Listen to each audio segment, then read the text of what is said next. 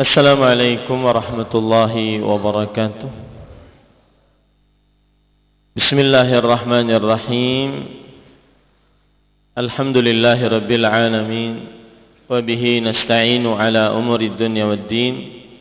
Wassalatu wassalamu ala ashrafil anbiya'i wal mursalin, nabiyyina Muhammadin wa ala alihi wa ashabihi ajma'in. Amma ba'd.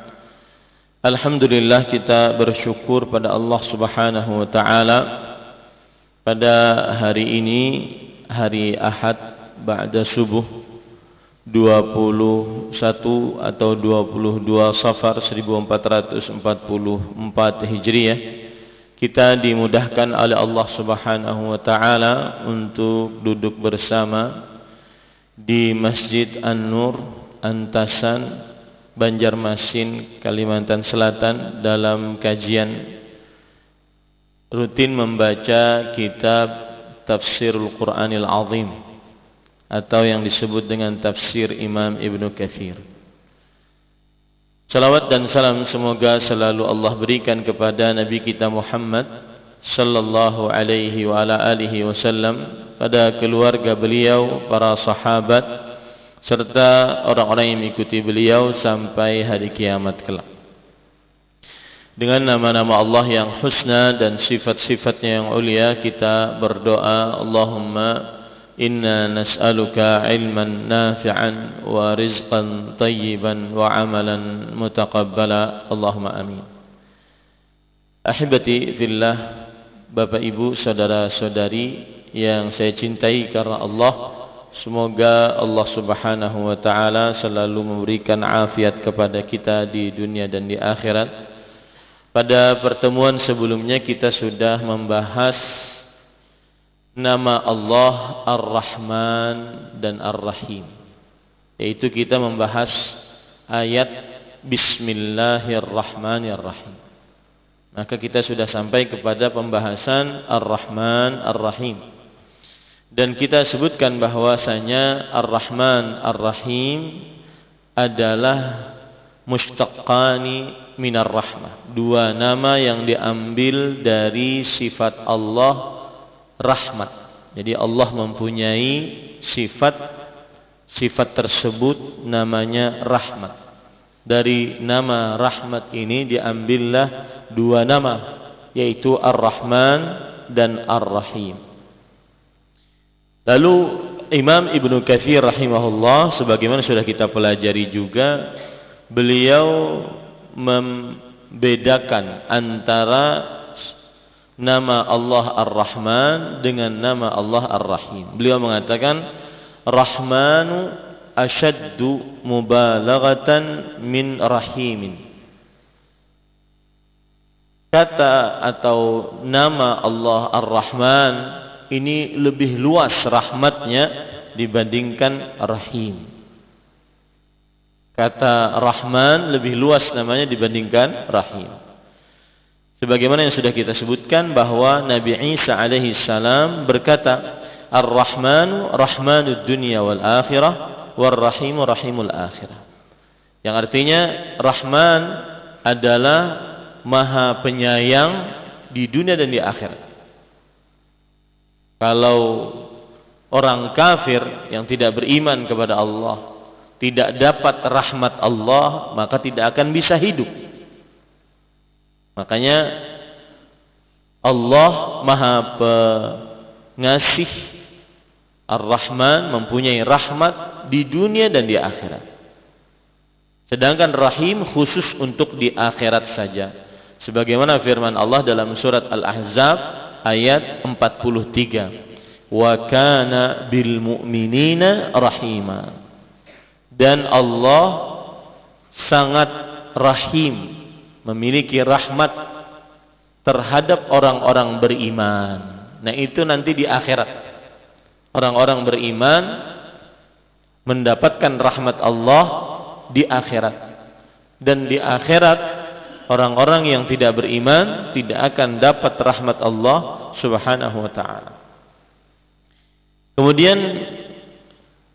penulis juga mengatakan bahwasanya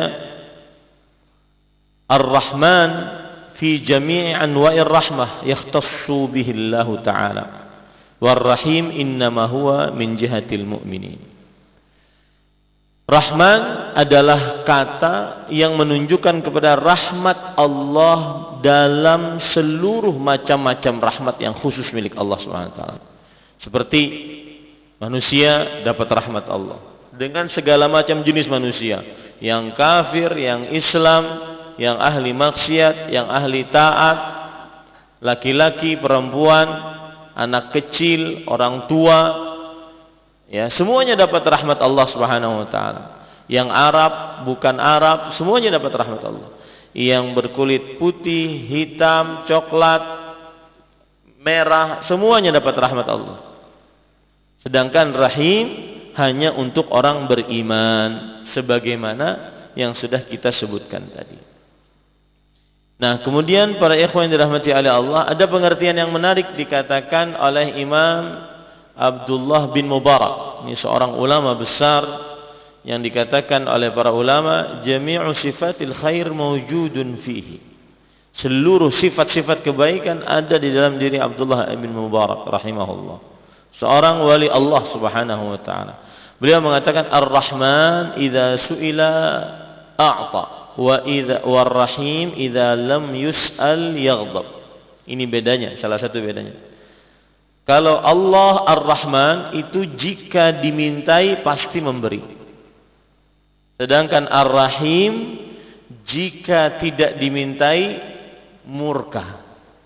Nah, itu bedanya. Ya. Jika dimintai pasti memberi, jika tidak dimintai pasti murka. Sebagaimana hadis Rasul sallallahu alaihi wasallam riwayat Imam Tirmizi, "Man lam yas'alillah yaghdab alaihi." Siapa yang tidak minta kepada Allah, niscaya Allah murka kepadanya. Dan ini saya nasihatkan untuk diri saya pribadi, kemudian para ikhwah dan akhwat, bapak ibu, saudara-saudari sekalian, agar gemar berdoa. Karena yang tidak gemar berdoa hidupnya sengsara, karena dimurkai oleh Allah Subhanahu wa taala. Gemar mengangkat tangan, terutama di waktu-waktu mustajab, sepertiga malam terakhir, antara azan dan iqamah, di hari Jumat setelah asar sebelum maghrib. Ingat dulu orang-orang Banjar dahulu itu kalau hari Jumat malah libur, mempersiapkan untuk sholat Jumat biar lebih dahulu ke masjid. Ya, bukanya biasanya setelah Jumatan, mengamalkan hadis Rasul sallallahu alaihi wasallam, فَإِذَا قُضِيَتِ الصَّلَاةُ فَانْتَشِرُوا فِي الْأَرْضِ. Jika telah selesai sholat Jumat, maka bertebaranlah di muka bumi mencari rezeki Allah Subhanahu wa taala. Kemudian nanti pulangnya setelah asar langsung, karena habis asar sampai maghrib beribadah kepada Allah. Itu waktu mustajab untuk berdoa. Wa a'jazun nas man 'ajaza 'anid du'a. Yang orang yang paling lemah, orang yang tidak gemar berdoa. Hanya sekedar meminta, apa ngalihnya? Apa susahnya? Hanya sekedar meminta. Nah, ini salah satu penafsiran yang menarik dari Abdullah bin Al-Mubarak rahimahullah tentang Ar-Rahman Ar-Rahim. Ar-Rahman jika apa tadi? Diminta memberi. Ar-Rahim jika tidak diminta murka. Gemarlah meminta kepada Allah Subhanahu wa taala. Kemudian juga para ikhwan yang dirahmati oleh Allah, yang sudah kita pelajari juga bahwa ada ayat yang sering kita baca, surat Thaha ayat 5, Ar-Rahmanu 'alal 'arsy istawa. Allah Ar-Rahman beristiwa di atas arsy. Mengapa Allah memakai kata Ar-Rahman untuk beristiwa di atas arsy? Mengapa Allah memakai nama Ar-Rahman untuk beristiwa di atas arsy? Mengapa Allah tidak memakai nama Allah, Allah 'alal 'arsy istawa? Mengapa Ar-Rahman? Maka para ikhwah disebutkan dalam tafsir Imam Ibnu Jarir Tabari yang dinukil oleh Imam Ibnu Katsir di sini bahwa fa dzakara al-istiwa'a bismihir rahman liya'umma jami'a khalqihi birahmatihi. Artinya Allah menyebutkan istiwa dengan nama Allah Ar-Rahman agar mencakup rahmat Allah mencakup seluruh makhluknya. Ar-Rahmanu 'alal 'arsy istawa. Agar rahmat Allah mencakup seluruh makhluknya. Ini sama yang kita sebutkan tadi, bahwasanya Rahman salah satu bedanya adalah Maha Pengasih di dunia dan di akhirat. Sedangkan Rahim hanya di akhirat saja. Taib. Kemudian pada pertemuan sebelumnya kita juga sudah membahas tentang bahwa nama Ar-Rahman khasun bihi lam yusamma bihi ghairuhu. Artinya nama Ar-Rahman khusus milik Allah Subhanahu wa taala. Tidak boleh dinamai selain Allah dengan Ar-Rahman. Makanya kalau ada nama Ar-Rahman harus di depannya Abdur Rahman. Ada kadang-kadang sebagian orang tua menamai anaknya Rahman di depan tanpa Abdu di depannya. Nah, ini keliru. Karena tidak ada nama Rahman yang dinamai kecuali Allah Subhanahu wa taala. Misalkan ada lagi Abdullah Rahman. Ini salah. Abdullah Rahman. Enggak boleh. Pokoknya kalau Rahman saja hanya milik Allah Subhanahu wa taala. Kalau hamba ingin bernama dengan Rahman, maka harus ada abd di depannya. Abdur Rahman. Baik. Kemudian para ikhwan yang dirahmati oleh Allah Subhanahu wa taala, hal ini berdasarkan ayat surat Al-Isra ayat 110. Qul ud'u Allah aw ud'ur Rahman ayyamma tad'u falahul asmaul husna.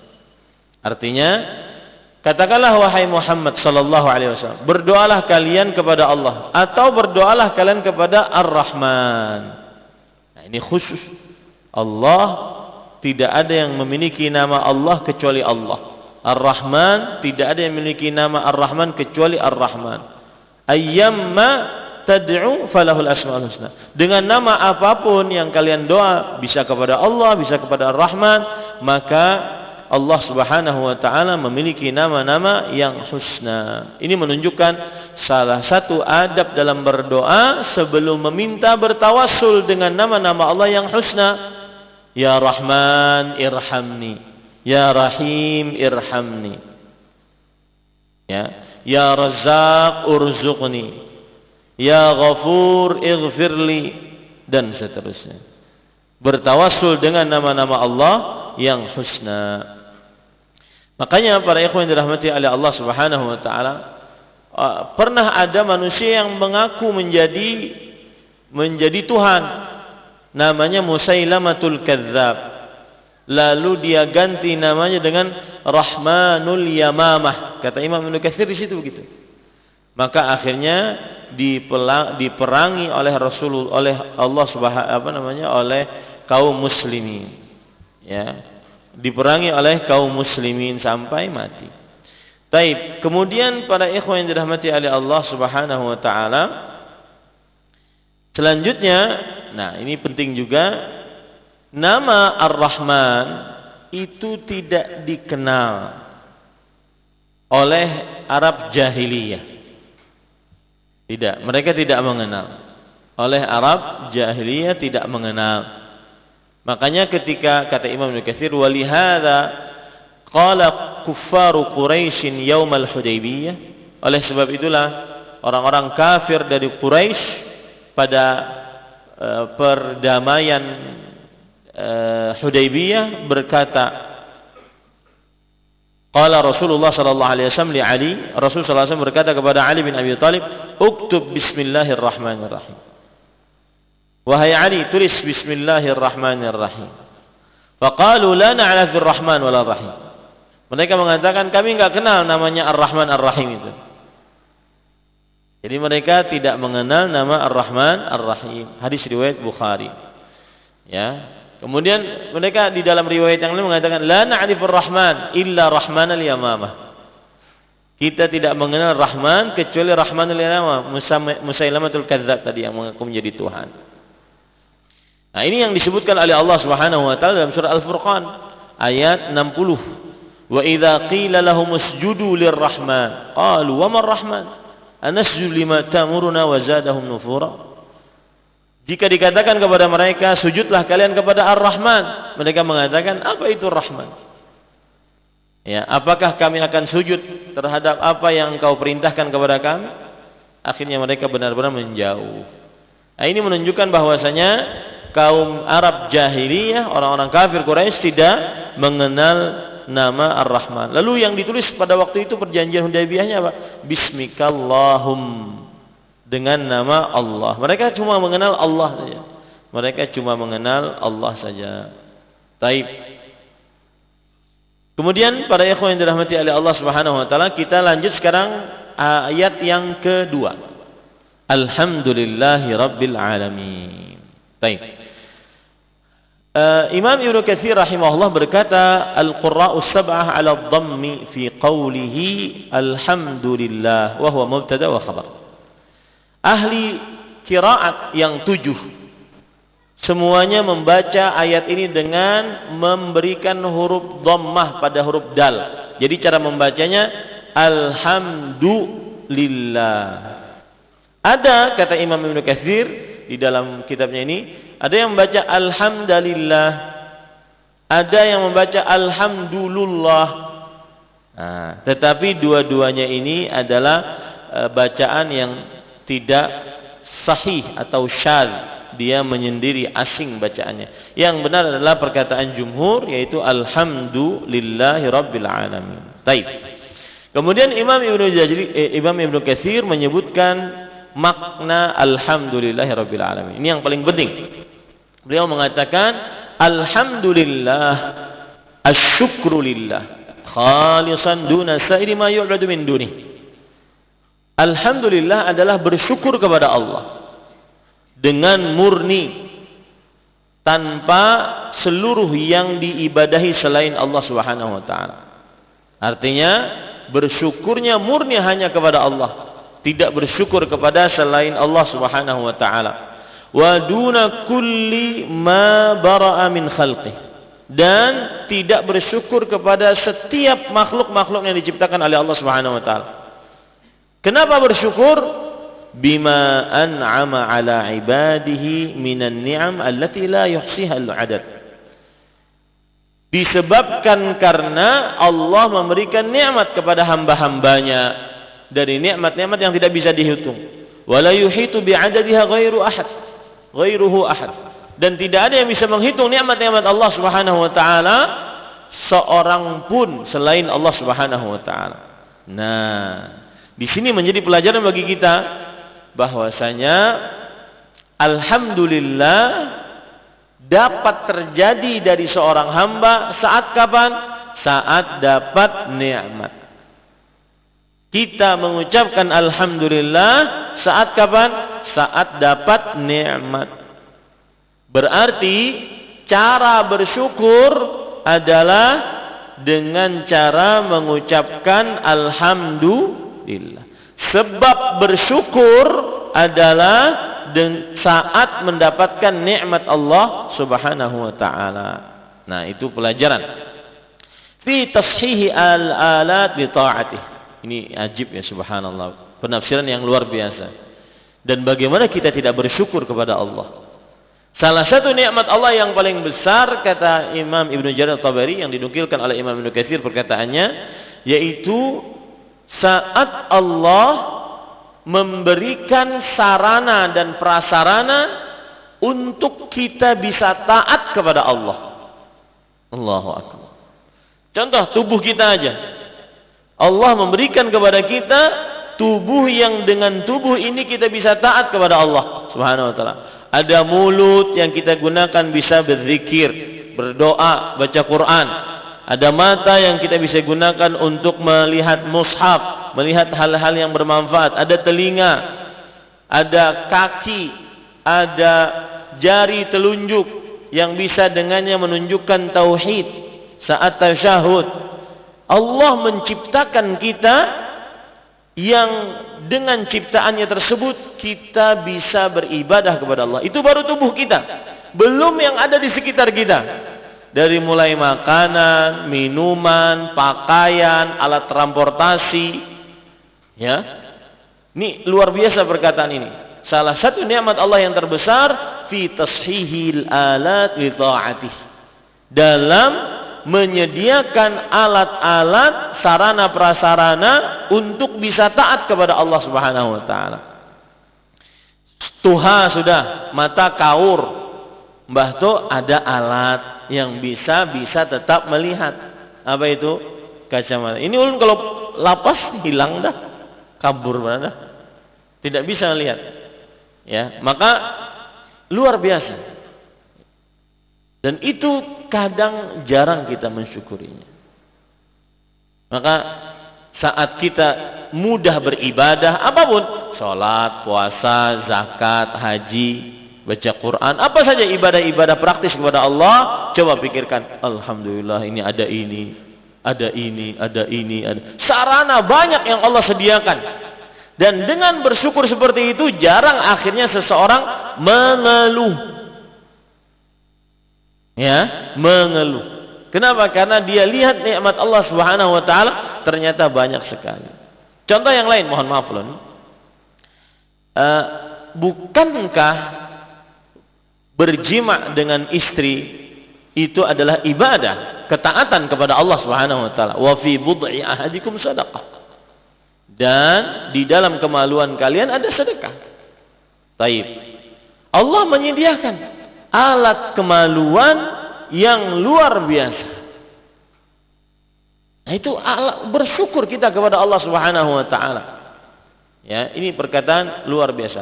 Wa tamkinu jawarihi ajsamil mukallafin li ada'i fara'idih, dan menetapkan tubuh-tubuh orang-orang yang diberikan beban untuk beribadah kepada Allah Subhanahu wa taala agar mudah mengerjakan kewajiban-kewajiban Allah Subhanahu wa taala. Ada batis, bisa berjalan ke masjid. Ya, bisa mengerjakan ibadah haji. Transportasi yang paling manfaat saat haji adalah kaki. Sesugih apapun sidin. Ya. Yang paling bermanfaat adalah kaki. Iya, para ikhwan yang dirahmati Allah. Ma'ama busita lahum fi dunyahum min rizq. Di samping itu Allah menyediakan, meluaskan, melapangkan untuk manusia rizki. Wa ghadahum bihi min na'imil 'aish. Dan Allah memberikan nikmat-nikmat untuk sebagai makanan min ghairi istihqaqin minhum dzalika 'alaih. Ini yang luar biasa. Padahal itu bukan milik mereka. Kadang ya subhanallah, kita ini tidak pantas dapat rezeki Allah. Kenapa? Karena maksiat yang kita lakukan. Tapi Allah tetap kasih. Allah tetap kasih. Min ghairi istihqaqin minhum dzalika 'alaih. Itu bukan hak kita, tapi Allah kasih. Itu yang menunjukkan bahwasanya kita wajib bersyukur kepada Allah Subhanahu wa taala. Wa ma'a ma nabbahahum 'alaihi wa da'ahum ilaih. Di samping itu juga Allah peringatkan mana jalan yang lurus, mana jalan yang bengkok. Apalagi kurangnya Allah kita ini. Hanya orang-orang yang tidak tahu diri yang murtad dari agama Allah Subhanahu wa taala. Apalagi sampai ngaku berdoa kepada Tuhan kami lawas dikabulkan. Padahal sudah sering dikabulkan doanya oleh Allah Subhanahu. Biasanya tidak merasa. Subhanallah, ini luar biasa perkataannya. Wa minal asbab al-muaddiyah ila dawamil khuludi fi daril maqam fi an-na'imil muqim. Dan Allah menyediakan sebab-sebab yang menghantarkan kepada kehidupan kekal abadi yang penuh dengan kenikmatan tiada tara, kekal abadi. Fali rabbinal hamdu ala dzalika kullih awwalan wa akhiran. Ini sebab-sebab. Ini seperti ini sekarang. Ya, saya termasuk yang sangat sering mengingatkan para santri untuk istiqamah di dalam menimba ilmu agama, santri-santri saya di pesantren. Kenapa? Karena begini, sistem berpikirnya itu begini. Kita ini muslim berkeyakinan bahwa hidup di dunia sementara, hidup yang kekal abadi di akhirat. Dan kehidupan di akhirat cuma ada dua, masuk surga atau neraka. Cita-cita seorang muslim yang paling tinggi adalah masuk surga dengan selamat. Dan kalau bisa, surga Firdaus tanpa hisab. Kan gitu cita-citanya. Nah, jalan yang paling mudah menghantarkan ke dalam surga adalah menuntut ilmu. Tidak ada jalan yang paling mudah untuk menghantarkan dalam surga kecuali menuntut ilmu. Man salaka tariqan yaltamisu fihi ilman sahalallahu lahu bi tariqan al jannah. Hadis riwayat Imam Abu Daud, Tirmidzi dan yang lain. Siapa yang menempuh jalan untuk menuntut ilmu, maka Allah pasti akan mudahkan dia jalan menuju surganya Allah Subhanahu wa taala. Ashalut turuq ilal jannah talabul ilm. Jalan paling mudah sampai ke surga adalah menuntut ilmu agama. Oleh karenanya syaitan pasti akan mengganggu. Kada nyaman di pesantren. Kada nyaman. Nyamanan sekolah di luar. Kena aku kalau di pesantren begawi apa? Jadi apa? Dan seterusnya. Diganggu. Nah, maka para ikhwan yang dirahmati oleh Allah, perkataan Imam Ibnu Jarir, minal asbabil muaddiyah ila dawamil khulud fi daril maqam fi na'imil muqim. Allah menyediakan bagi kita sebab-sebab yang menghantarkan kita kepada kehidupan yang kekal abadi di dalam tempat yang penuh dengan kenikmatan. Salah satunya menuntut ilmu yang sekarang Bapak Ibu kerjakan.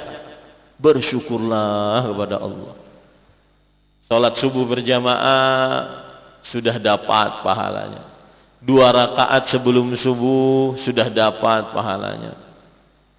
Kemudian setelah itu berzikir dapat lagi pahalanya. Duduk sekarang menimba ilmu dapat lagi pahalanya. Allahu Akbar. Jadi benar hadis Rasulullah, man yuridillahu bihi khairan yufaqihu fiddin. Siapa yang diinginkan oleh Allah Subhanahu wa taala kebaikan, Allah langsung akan pahamkan dia perkara agama.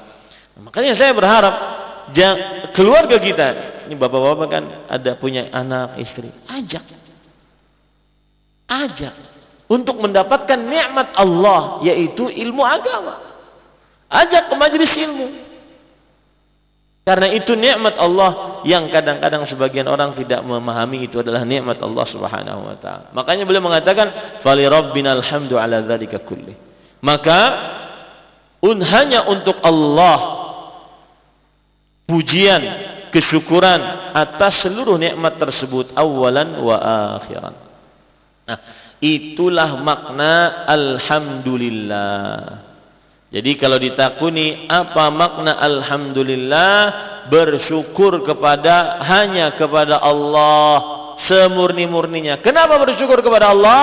Karena Allah telah memberi nikmat. Apa nikmat Allah?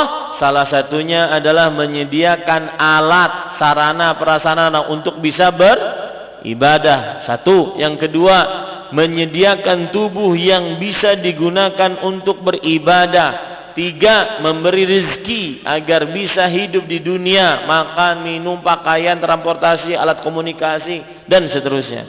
4, bahkan ada disebutkan oleh para ulama, baras nasi yang kita makan. Itu terdapat nikmat Allah yang banyak, ratusan nikmat Allah dari 1 butir nasi yang kita makan. 1 butir nasi yang kita makan itu adalah manifestasi dari banyaknya rahmat Allah Subhanahu wa taala, dari banyaknya nikmat Allah. Kan sebelum jadi nasi jadi baras, sebelum jadi baras jadi gabah, sebelum jadi gabah jadi padi, kemudian setelah itu terus itu kan nikmat Allah. Dari turun hujan, kemudian ditanam, tumbuh, kemudian menguning dan seterusnya. Luar biasa. Ya. Hanya orang-orang yang tidak tahu diri yang menggerutu atas takdir Allah Subhanahu wa taala. Karena nikmat Allah lebih besar dibandingkan ujian Allah Subhanahu wa taala. Kemudian para ikhwan yang dirahmati oleh Allah Subhanahu wa taala,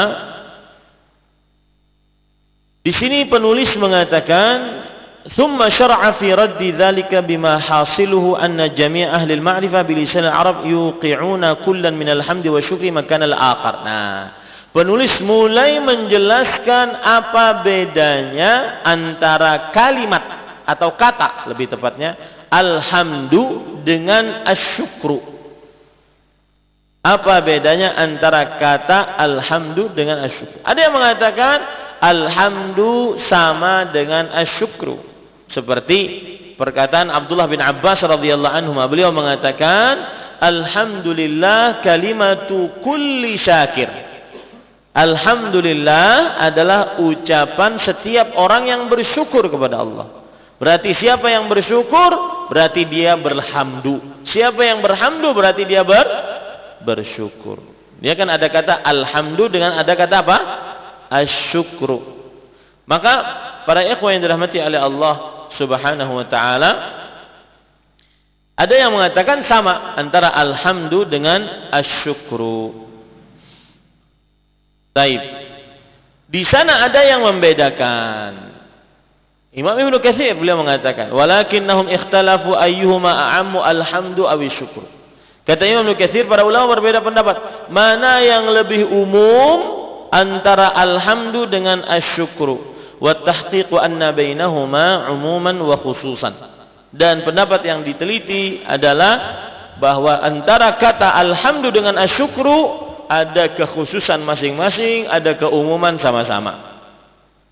Perhatikan sekarang bedanya. Falhamdu a'ammu minasyukri min haitsu ma yaqa'ani alaih. Alhamdu lebih luas dibandingkan kesyukuran. Alhamdu lebih luas dibandingkan kesyukuran, dari sisi apa yang terjadi atasnya. Li'annahu yakunu 'ala sifatil lazimah wal muta'addiyah.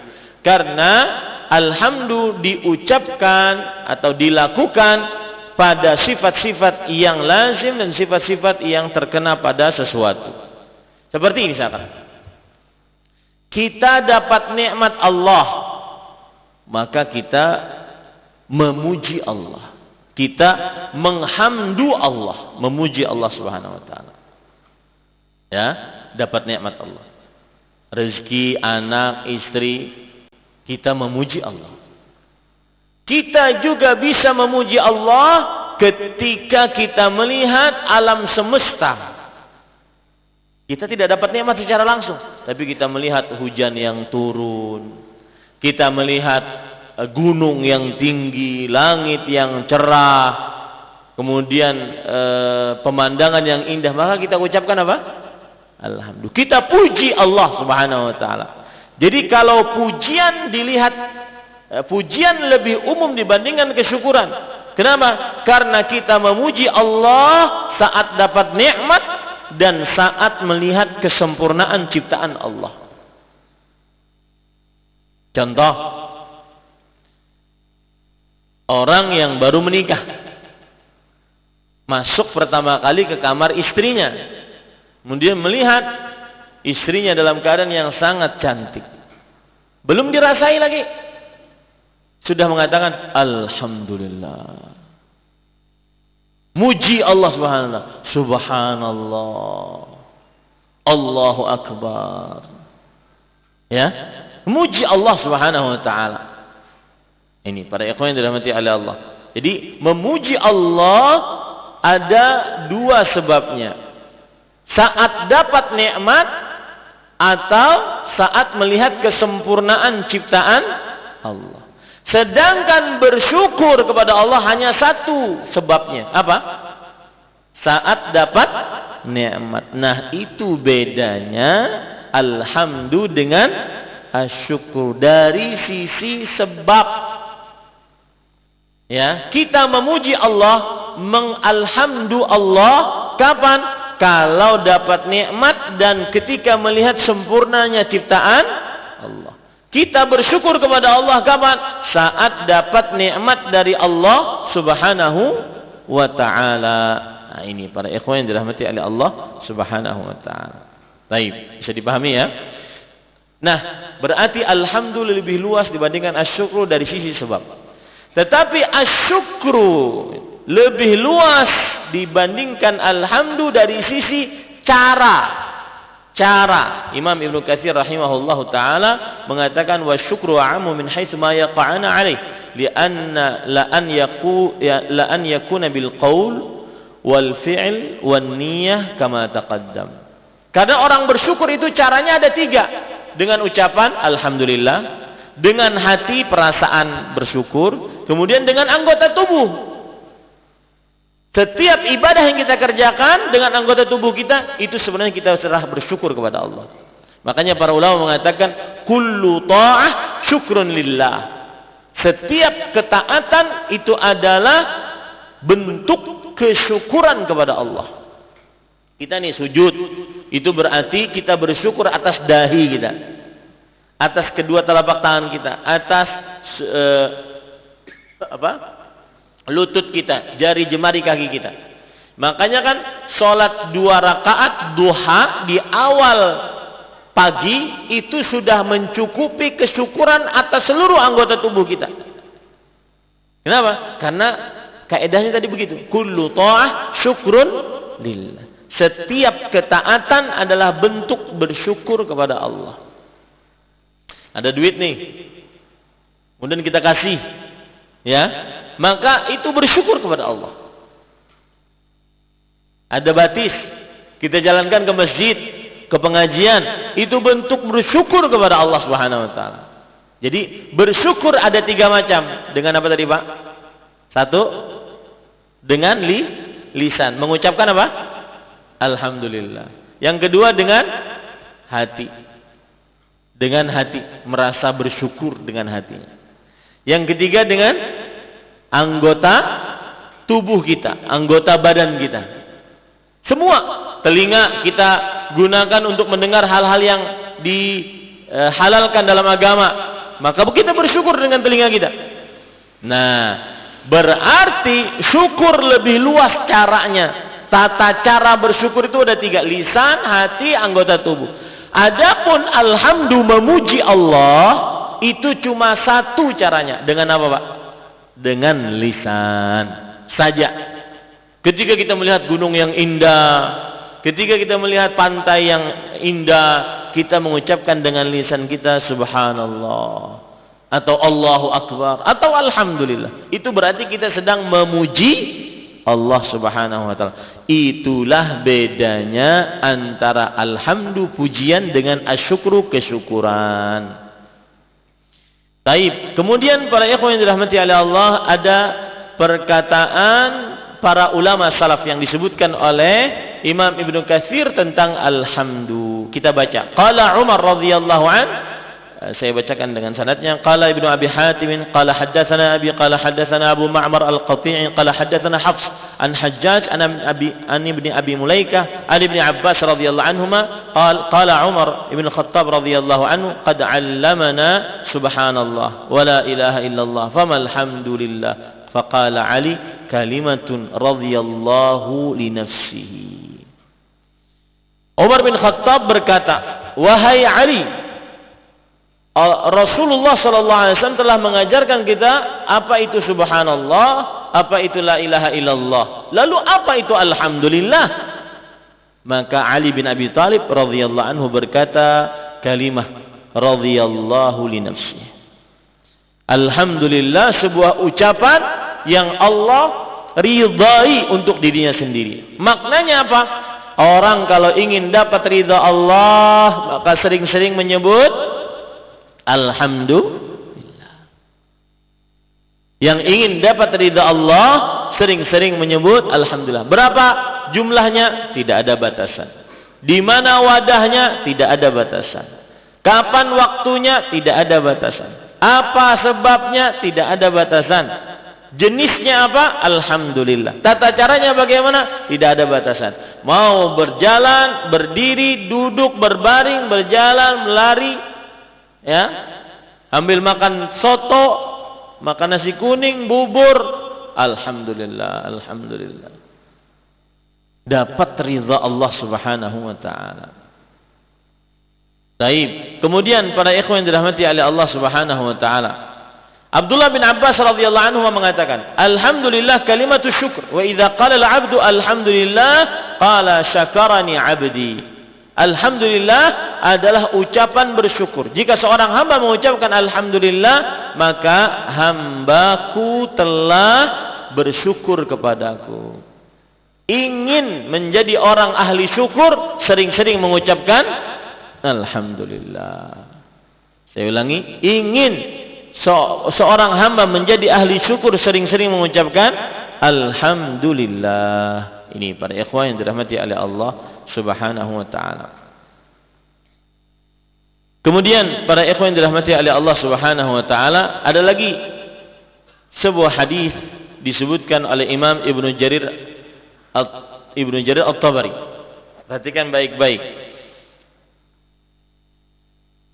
Dari Al-Hakam bin Umair walahu sahbah, bahwa Al-Hakam bin Umair bercerita, dan beliau adalah memiliki persahabatan dengan Rasulullah SAW. Artinya beliau adalah sahabat Rasulullah SAW.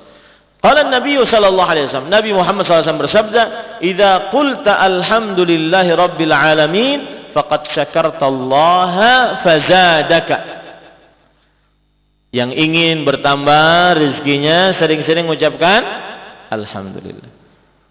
Diriwayatkan ini, Nabi Muhammad SAW bersabda, jika engkau mengucapkan alhamdulillahi rabbil alamin, maka engkau telah bersyukur kepada Allah. Jika engkau telah bersyukur kepada Allah, maka Allah tambahkan kepadamu.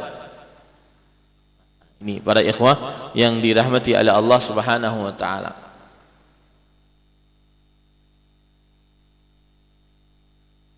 Kemudian ada hadis yang lain yang diriwayatkan oleh Imam Ibnu Majah. Ya, yang diriwayatkan oleh Imam Ibnu Majah, bahwa Imam An-Nasa'i dulu, dari Jabir bin Abdullah radhiyallahu anhu, Rasul sallallahu alaihi wasallam bersabda, afdaludz dzikri la ilaha illallah wa afdalud du'a alhamdulillah. Zikir yang paling afdal la ilaha illallah. Doa yang paling afdal alhamdulillah. Ustaz, kada minta kita? Inilah yang disebut oleh para ulama sebagai doa ibadah. Doa itu ada dua macam, Pak. Ada doa ibadah, ada doa masalah. Doa ibadah artinya kita berzikir kepada Allah, maka seakan-akan kita minta rahmat dari zikir kita kepada Allah. Doa masalah artinya kita minta kepada Allah, ya Allah beri saya rezeki, anak, harta, tahta, wanita, keselamatan, kesehatan, minta. Itu namanya doa apa? Masalah, doa permintaan. Nah, doa ibadah zikir, semua zikir. Karena pada hakikatnya orang kalau berzikir dia sedang minta sama Allah. Seperti zikir pagi, subhanallah wa bihamdi, 100 kali setelah salat subuh, maka pahalanya menghapuskan dosa, wa in kanat mithla zabadil bahar, menghapuskan dosa meskipun dosanya sebanyak buih di lautan. Sebanyak buih di lautan. Jadi orang mengucapkan subhanallah bihamdi itu seperti dia sedang berdoa. Begitu juga orang mengucapkan alhamdulillah, dia seperti sedang berdoa. Nah, kira-kira doanya apa itu, Pak? Orang kalau mengucapkan alhamdulillah, doanya apa? Sedang apa itu? Seakan-akan dia berdoa minta apa? Baru saja yang saya sebutkan tadi. Orang kalau mengucapkan alhamdulillah, maka berarti dia telah bersyukur kepada Allah, maka lalu Allah tambahkan. Maka ketika orang mengucap alhamdulillah, seakan-akan dia berdoa minta tambahan rezeki.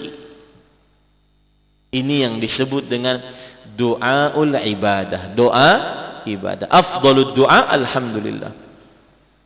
Jadi orang kalau cukup misalkan nih antara azan dan iqamah alhamdulillah, alhamdulillah, alhamdulillah. Itu sebenarnya sedang berdoa. Doa minta apa? Minta tambahan rezeki.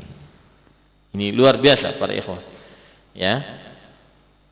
Dan saya pesan, doa yang paling afdal adalah doa berasal dari Al-Quran dan hadis. Tidak perlu kita bersusah payah untuk membuat doa macam-macam. Karena doa dari Al-Quran dan hadis itu berkah, karena dia wahyu dari Allah Subhanahu wa taala. Kemudian salah satu hadis juga yang berkaitan dengan alhamdulillahirabbil alamin adalah yaitu Rasulullah sallallahu alaihi wasallam, beliau bersabda dalam hadis riwayat Imam Ibnu Majah dari Anas bin Malik radhiyallahu anhu, Rasulullah SAW bersabda, "Ma an'ama Allah 'ala 'abdihi ni'mah faqala alhamdulillah illa kana alladhi u'ti afdala mimma ukhidh." Yang artinya, tidaklah seorang Allah Subhanahu wa taala memberikan nikmat kepada seorang hamba, lalu hamba itu mengucapkan alhamdulillah. Saat mendapat nikmat dari Allah. Tidaklah hamba melakukan seperti itu kecuali apa yang diberikan kepadanya lebih utama dibandingkan apa yang diambil. Artinya, orang kalau mengucapkan alhamdulillah, maka jika hilang darinya sesuatu, maka dia akan mendapatkan yang lebih baik.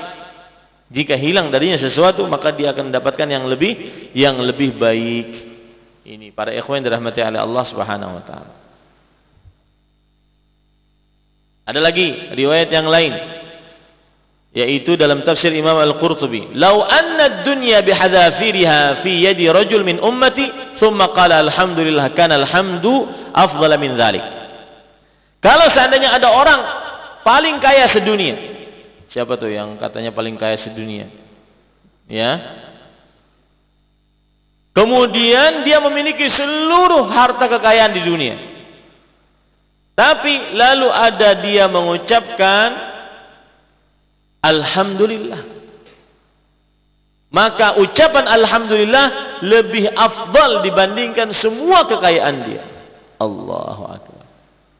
Jadi para ikhwan yang dirahmati oleh Allah Subhanahu wa taala, kadang-kadang sebagian orang tertipu dengan apa yang ada di dunia. Contoh manusia tertipu dengan harta, berkelahi gara-gara harta waris, membunuh, padahal yang diperebutkan cuma 100.000, 200.000, 1 juta, 2 juta. Menipu, menyiksa, membunuh orang, padahal yang diperebutkan dibawa makan bakso habis. Ya, ini para ikhwan yang dirahmati oleh Allah Subhanahu wa taala. Kata Imam Al-Qurtubi mengomentari riwayat ini yang disebutkan oleh Anas bin Malik radhiyallahu anhu, "Aila kana ilhamuhu alhamdulillah akbaru ni'matan alaihi min ni'amid dunya li'anna thawab alhamdulillah yafna wa na'imud dunya la yabqa." Artinya gini, kalau ada orang memiliki kekayaan dunia dan seisinya, lalu orang ini mengucapkan alhamdulillah, maka petunjuk dari Allah ketika dia mengucapkan alhamdulillah itu lebih besar dibandingkan dunia yang dia miliki. Mengapa? Dunia yang dia miliki habis Pak. Coba nih, peci baju yang kita pakai dari mulai bayi, berapa baju sudah, berapa ratus ribu baju sudah, menunjukkan bahwa dia akan hancur, dunia akan hancur. Cuma ya gitu, manusia tertipu dengan apa yang dia lihat saat ini. Dia kurang percaya dengan kehidupan surga. Wallahi Pak, ya kadang ada pikiran, kalau kadang hendak menambah pahala ini mati aja kita sudah. Panat hidup di dunia ini, panat. Wujudan panat. Ya. Kebanyakan makan bahera, kebanyakan minum bekami, kebanyakan guring uyuh jua, panat tuh Bang. Hidup di dunia ini panat. Maka heran kadang-kadang ada orang berbangga bahkan sampai menyombongkan diri dengan dunianya. Coba pas lagi pamer sombong tuh mati hidupnya. Dibawa kan ada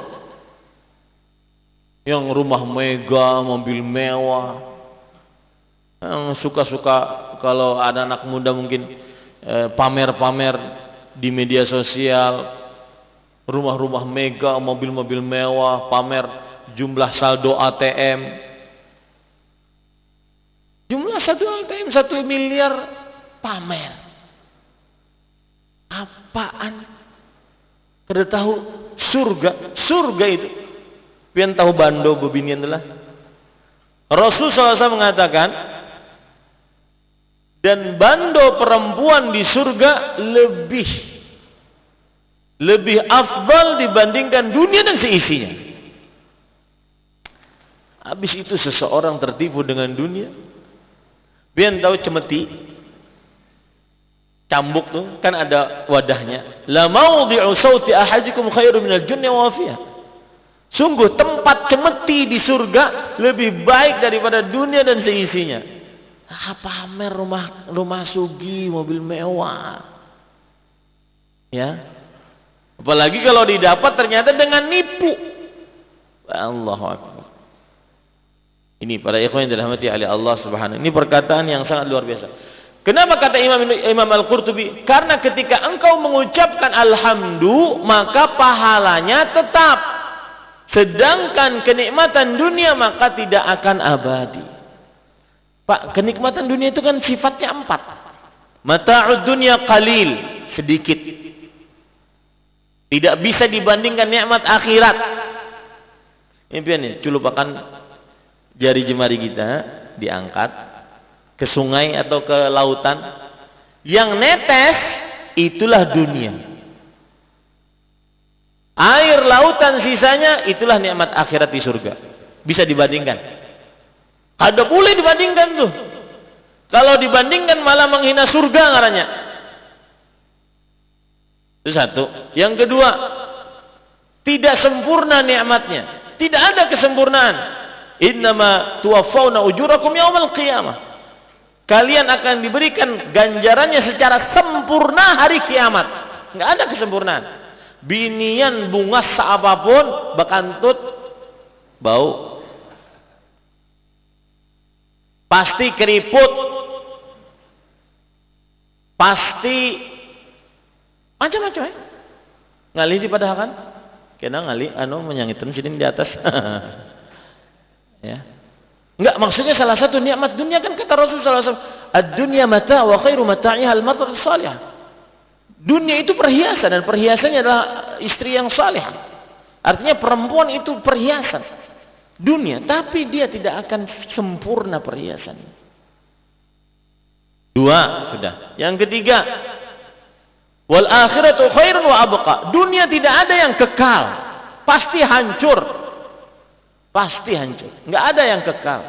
Bahkan nih saya nasihatkan yang sugi-sugi tetapi pamer, sombong, ya, maka Allah sangat mudah untuk menjadikan Anda dalam sedetik menjadi manusia yang paling kere, paling miskin. Sanggup kata Allah SWT? Sanggup. Ya. Yang keempat adalah Allah Subhanahu wa taala menyebutkan nikmat dunia sudah sedikit, sulit ngalih, kemudian tidak sempurna, kemudian dia adalah sulit didapat. Ya, sulit didapat. Nikmat dunia sulit didapat, nikmat akhirat mudah. Coba antum pian baca surat Al-Insan yang sering dibaca di setiap Jumat. Yang kalau ulun pas hari Jumat dulu sering membacanya. Tadlila. Qutufuha tadlila. Buah-buah pohon surga itu direndahkan serendah-rendahnya. Caranya bagaimana? Disebutkan dalam tafsir Imam Ibnu Katsir. Ketika penghuni surga berdiri, maka pohonnya berdiri higa. Ketika penghuni surga berbaring, pohonnya ikut berbaring. Sasak katanya banyak samut pinanya kena. Ada di surga.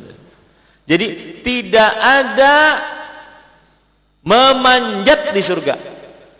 Enggak ada manjat. Coba pian di dunia. Hah.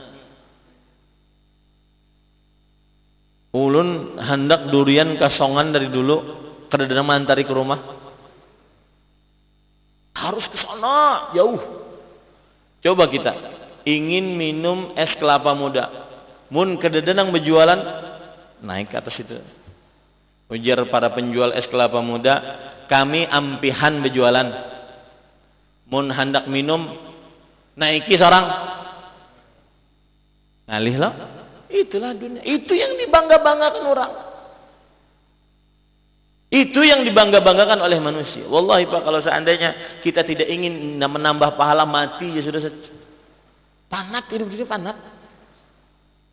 Ya, kena ada yang sakit hati, ada yang salah pander, ada yang bermasalah. Panat hidup ini. Ini para ikhwan yang dirahmati oleh Allah Subhanahu wa taala. Kemudian sampai situ kita mengucapkan alhamdulillah rabbil alaminnya belum lagi. Waktunya habis sudah. Ya. Ya. Nah, itulah belajar harus sabar. Rabbil alamin belum lagi. Jadi intinya para ikhwan yang dirahmati oleh Allah Subhanahu wa taala bahwa afdalud du'a alhamdulillah. Nah, ada yang ingin bertanya? Silahkan. Silahkan. Waalaikumsalam.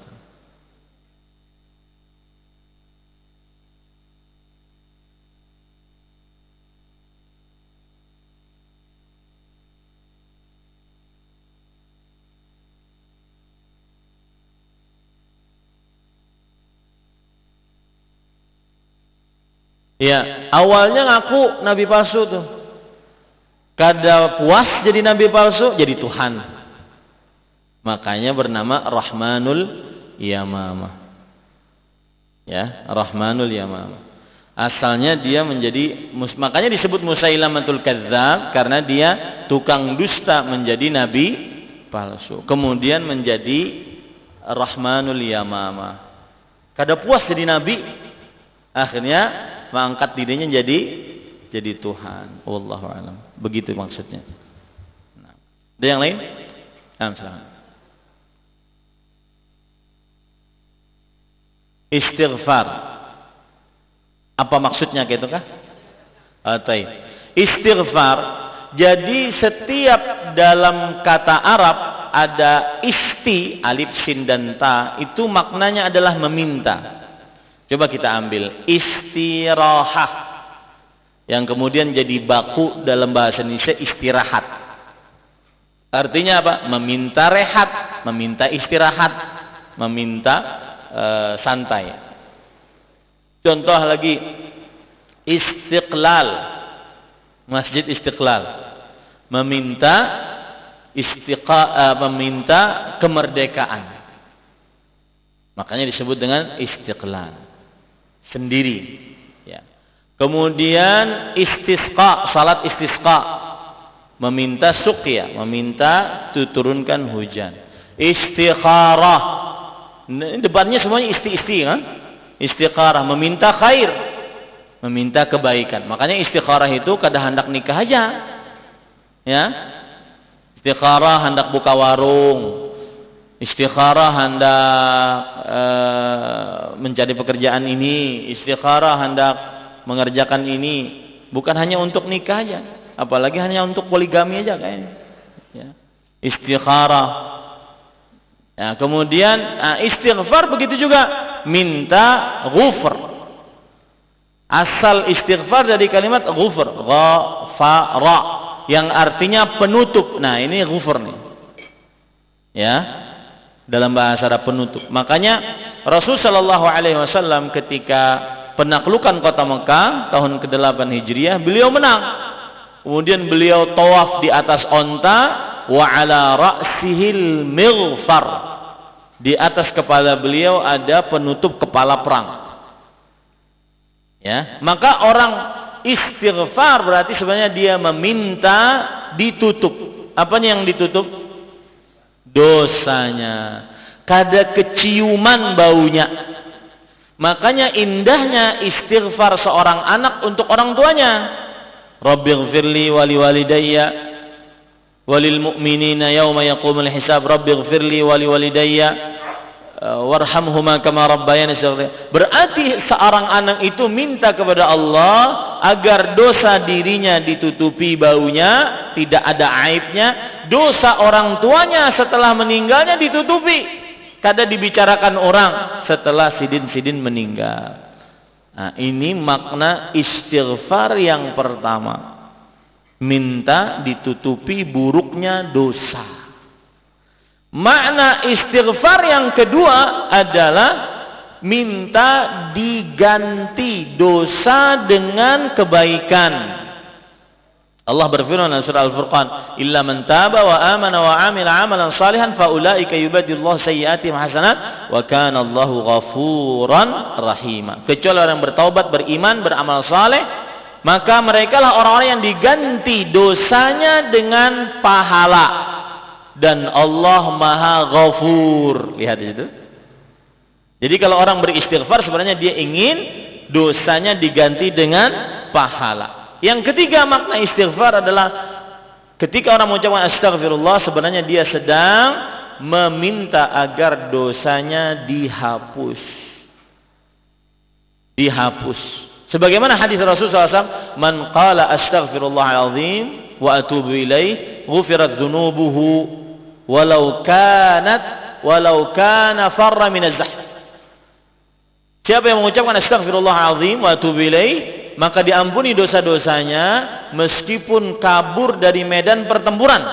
Kabur dari medan pertempuran itu dosa besar karena mengkhianati kaum muslimin. Dosa besar.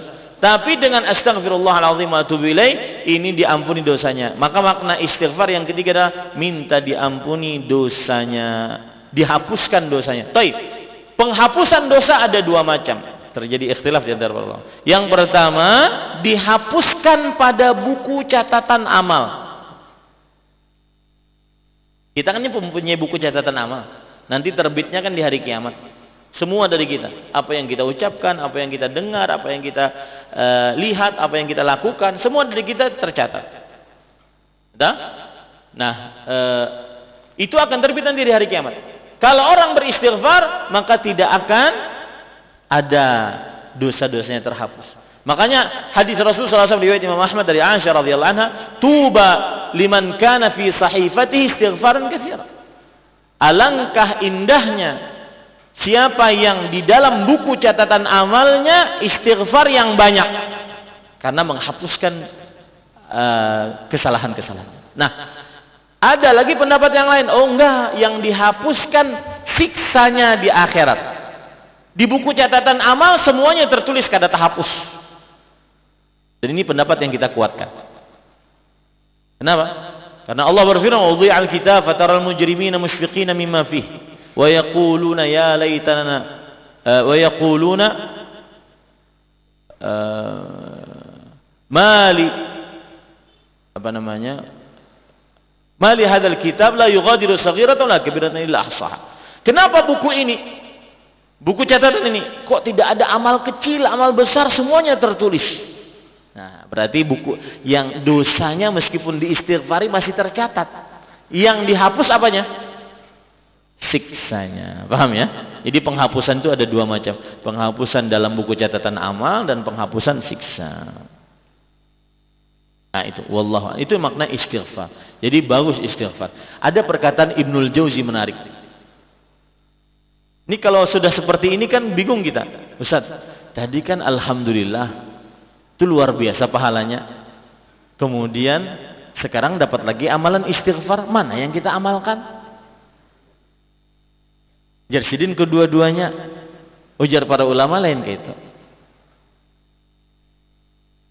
Ausabbih am astaghfir? Imam Ibnul Jauzi ditanya, apakah aku bertasbih? Subhanallah, subhanallah, subhanallah. Biasanya kalau subhanallah itu kan memuji Allah dan bersyukur, subhanallah walhamdulillah. Atau aku beristighfar, astaghfirullah, astaghfirullah, astaghfirullah. Maka beliau menjawab, idza kana thawbu wasikhan fal ghuslu afdal. Kalau baju ini kotor, maka yang paling patut kita lakukan apa? membasuhnya atau memberi minyak wanginya? Membasuh. Berarti mana yang lebih afdal? Istighfar. Bagi yang banyak dosa, astagfirullah, astagfirullah, astagfirullah.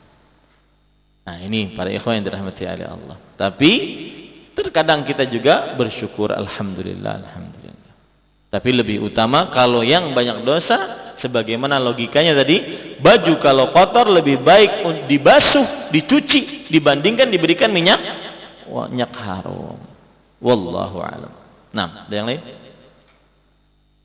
Cukup kiranya lah. Nah, silakan Pak Adi.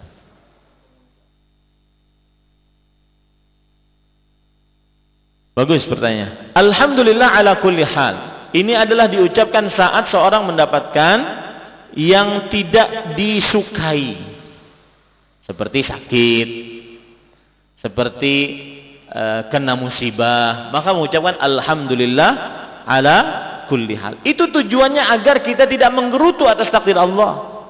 Karena begini para ikhwah, musibah itu bisa menjadi sumber pahala jika diridhoi, disabari. Tapi musibah bisa menjadi sumber siksa, hukuman, ancaman dari Allah apabila digerutui. Menggerutu tahulah pian. Menggerutu itu tidak terima dengan takdir Allah. Garing tidak terima dengan takdir Allah. Kada jadi menikah tidak terima dengan takdir Allah. Miskin tidak terima, menggerutu dia. Ya. Nah, musibah miskin, penyakit dan musibah-musibah lainnya ini jika dihadapi dengan sabar dan ridha, maka dia akan menjadi ladang pahala, mendapatkan ridha Allah. Man radhiya falahu ridha. Siapa yang ridha atas takdir Allah, dia akan mendapatkan keridhaan Allah. Wa man sakhit falahu sukhut. Siapa yang murka atas takdir Allah, maka dia akan mendapatkan murkaan Allah Subhanahu wa taala. Nah, cara agar kita ridha dan sabar atas musibah Allah, ucapkan alhamdulillah ala kulli hal. Contoh, pas lagi keluar masjid terjelepok, ya, alhamdulillah ala kulli hal. Pas kita garing ditakuni orang, ya, maka ucapkan alhamdulillah ala kulli hal. Ya, yang menakuni berarti tahu, oh itu garing sidin. Alhamdulillah ala kulli hal. Bukan berarti sehat, garing sidin. Ya. Jangan pas misalkan kita bertakun, apa kabar pian? Yang ditakuni garing, alhamdulillah ala kulli hal. Dapat nikmat apa pian? Karena dia tidak tahu sunnah Rasul sallallahu alaihi wasallam. Nah, itu dia. Cukup kiranya, pas sudah 1 jam. Semoga yang disampaikan bermanfaat, dan ulun ini mohon maaf ya, janji Ahad pekan pertama, Ahad pekan ketiga, Ahad pekan kelima. Tetapi ternyata setelah berjalannya waktu, Ahad pekan pertama ulun harus ke jenguk anak di pesantren. Jadi yang bisa hanya Ahad pekan ketiga. Ahad pekan kelima pun tidak bisa janji.